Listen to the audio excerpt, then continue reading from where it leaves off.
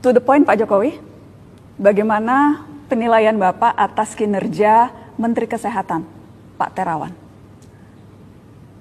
Tidak ada yang sempurna di dunia ini. Tidak ada yang sempurna. Jadi kalau ada yang mengatakan masyarakat ada yang kecewa, ya saya itu wajar. Wajar. Setiap pekerjaan ada yang menilai. Setiap keputusan ada resikonya.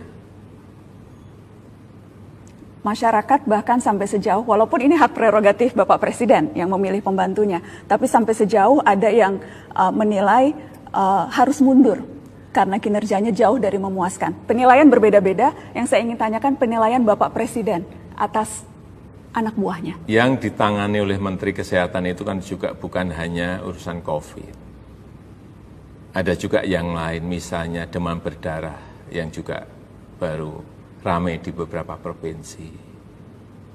Tetapi untuk urusan COVID dan sudah dihandle oleh gugus tugas COVID.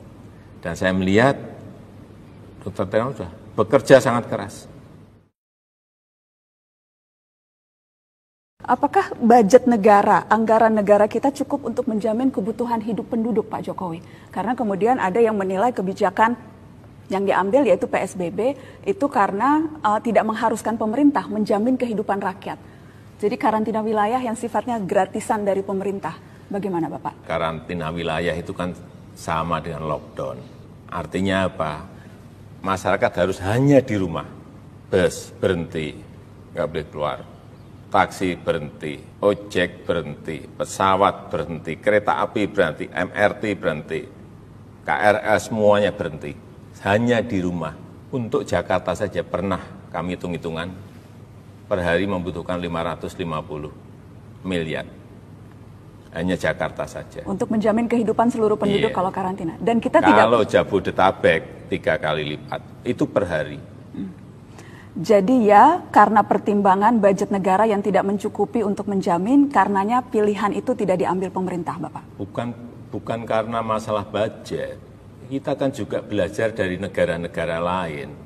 Apakah lockdown itu berhasil menyelesaikan masalah? Kan tidak. Coba tunjukkan negara mana yang berhasil melakukan lockdown dan bisa menghentikan masalah ini. Karena setiap hari saya selalu ada briefing kertas yang di situ informasikan mengenai negara-negara A, B, C melakukan apa, hasilnya apa. Kemudian di sana kasus positif berapa, yang meninggal berapa, ada. Saya setiap hari ada informasi mengenai itu. Jadi dalam memutuskan sesuatu, sekali lagi bahwa setiap negara itu berbeda-beda.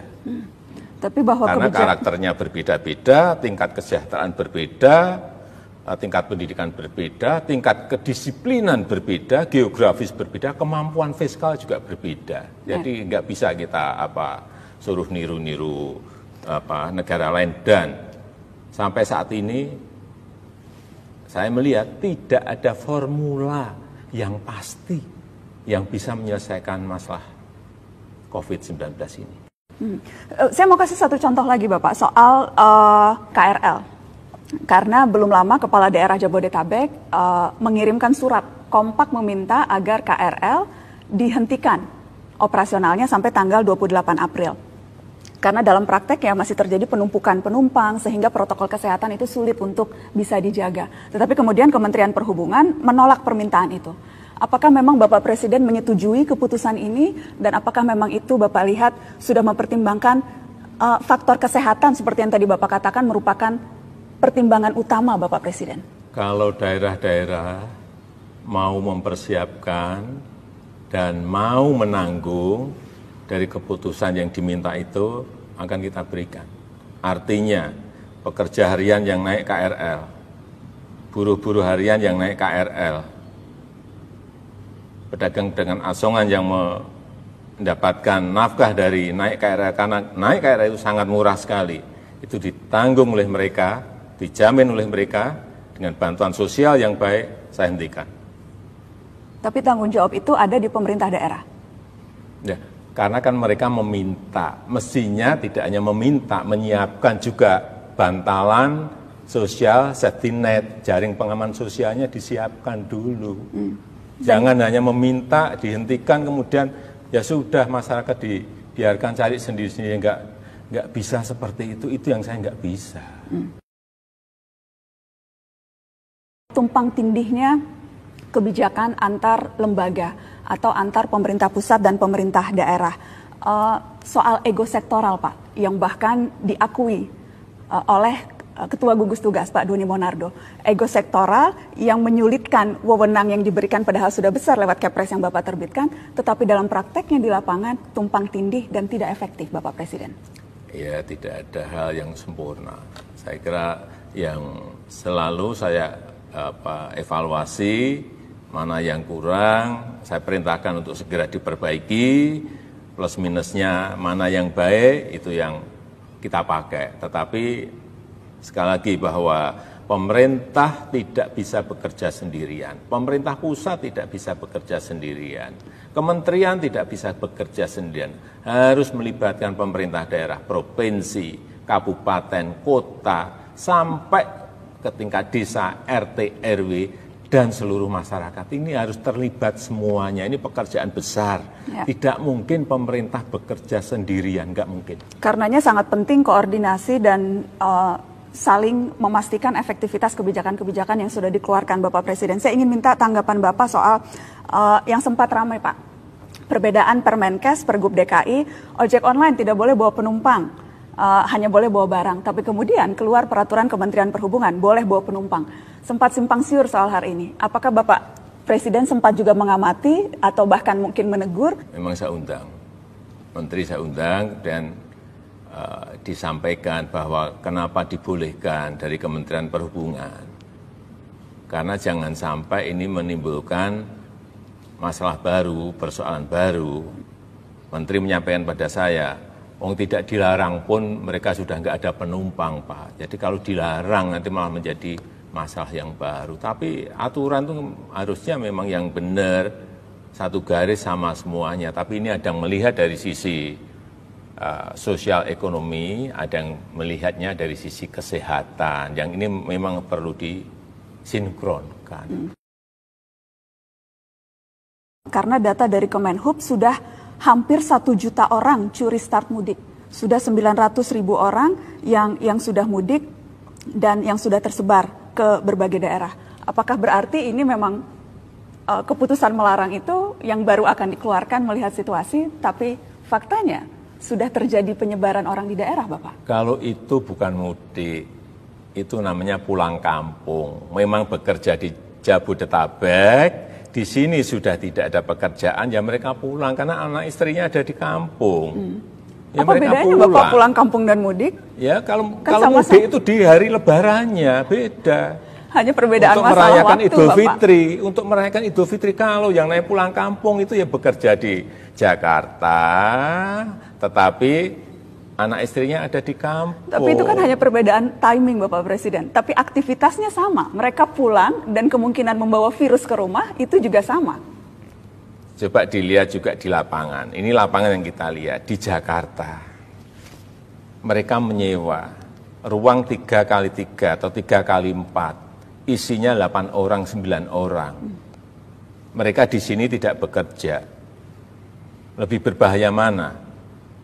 Di sini, di dalam ruangan, dihuni 9, 8 orang, atau pulang ke kampung, tapi di sana juga sudah disiapkan isolasi dulu oleh desa. Saya kira sekarang semua desa sudah menyiapkan isolasi ini, yang pulang dari Jakarta.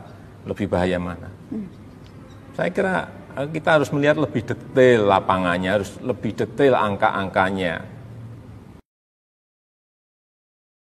Kapan Bapak lihat Indonesia akan bisa kembali normal, Pak?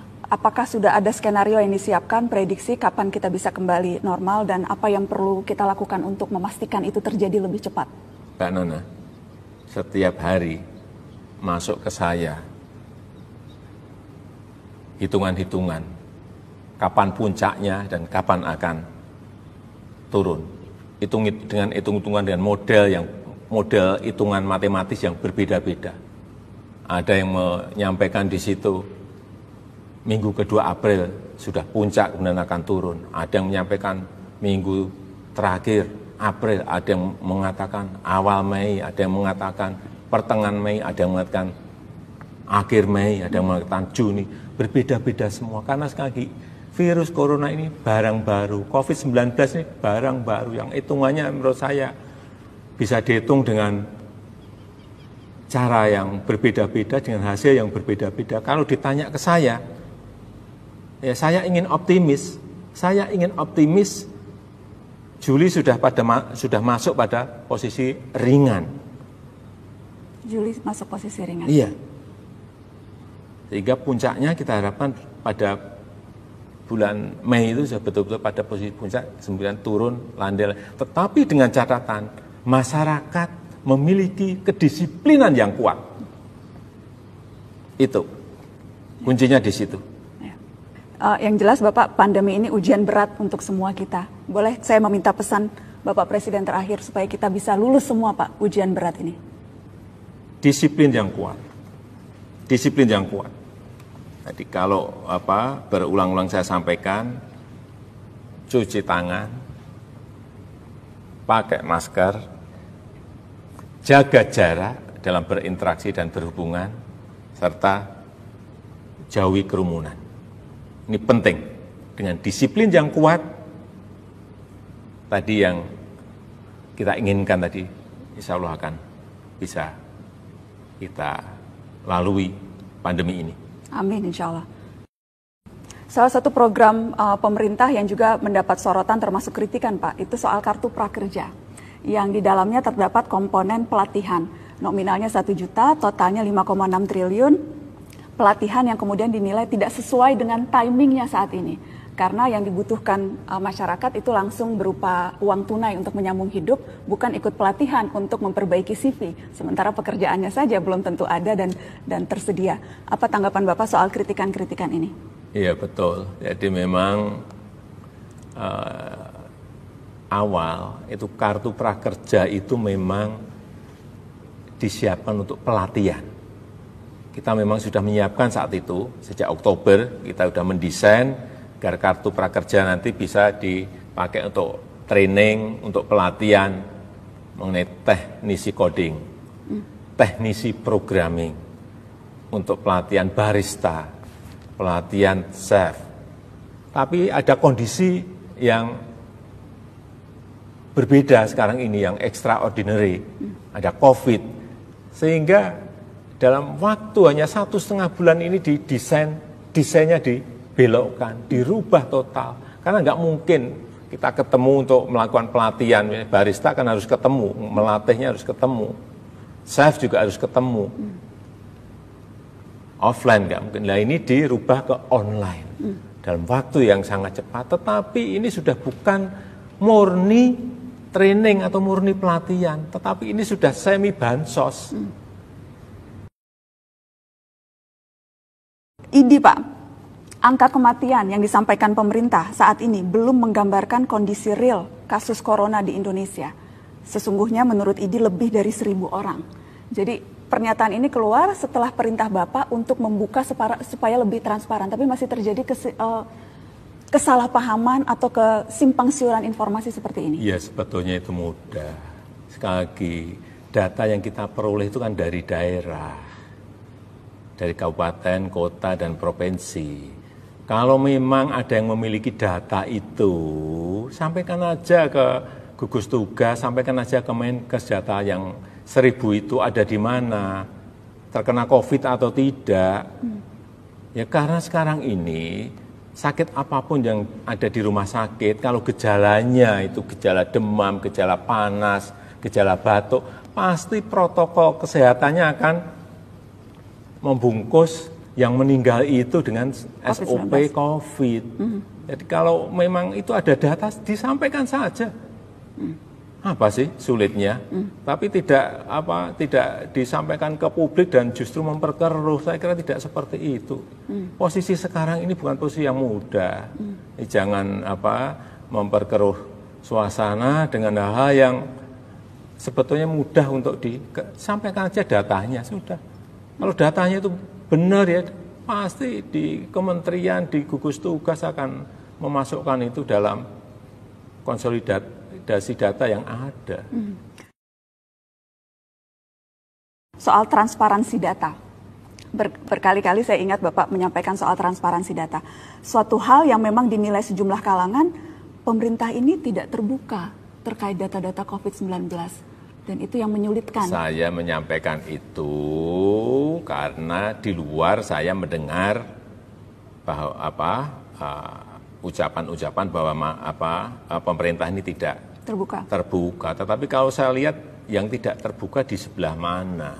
Data itu kan kita peroleh dari kabupaten, dari kota, dari provinsi yang dikonsolidasikan Kementerian Kesehatan dan gugus tugas COVID menjadi sebuah data yang sudah terkonsolidasi.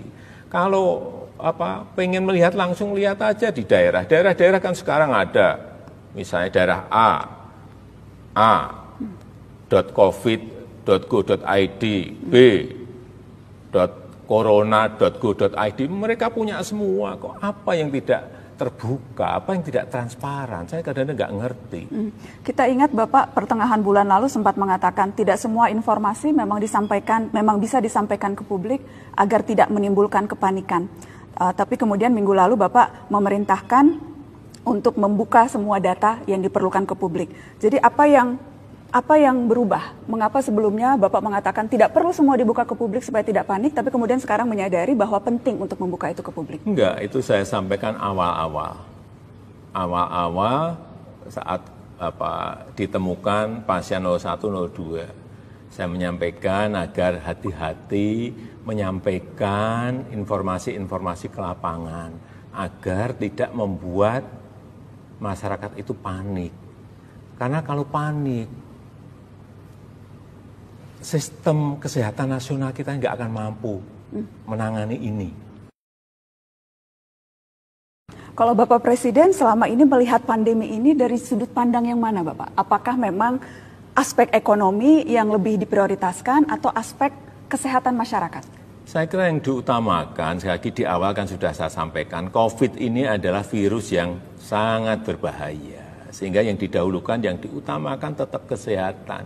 Tetapi antara kesehatan dan ekonomi ini ada relevansinya. Nggak mungkin kita hilangkan salah satunya, nggak mungkin.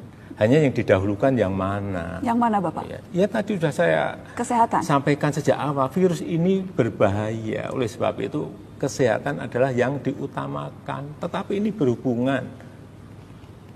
Coba saya berikan contoh. Kalau ekonomi nggak baik, ya kan? Kemudian masyarakat tidak mendapatkan gizi yang baik, atau yang lebih buruk lagi masyarakat tidak makan, imunitasnya menjadi lemah, virusnya gampang sekali masuk. Ini berhubungan, ada relevansi, nggak bisa saling ditinggalkan, itu nggak bisa. Tapi dalam prakteknya di lapangan memang ada keputusan-keputusan yang harus diambil yang akhirnya merugikan satu sama lain. Yaitu pilihan-pilihan yang ada dua pilihan yang buruk-buruk semuanya yang kita harus memilih, ya harus kita pilih. Nggak akan memuaskan semua orang karena pilihannya itu buruk-buruk semuanya. Kalau ada pilihan baik dan pilihan buruk, itu bisa dipilih. Ini pilihannya buruk-buruk semuanya.